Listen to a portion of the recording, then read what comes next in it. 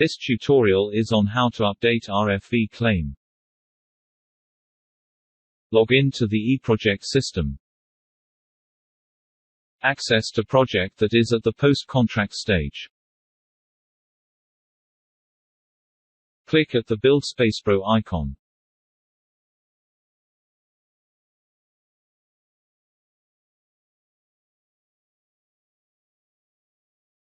Double-click at Request for Variation Claims.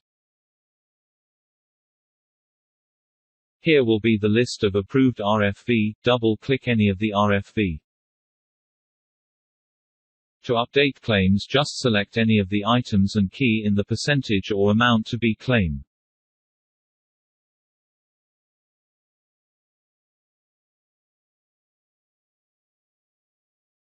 Then you need to tie it to a claim cert number. Just single-click and click Yes.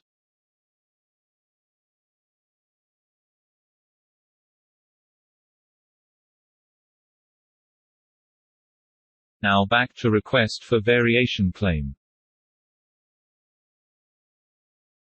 Here you can see the total amount claim. And at Project Breakdown, you will see the amount summary for RFV claims.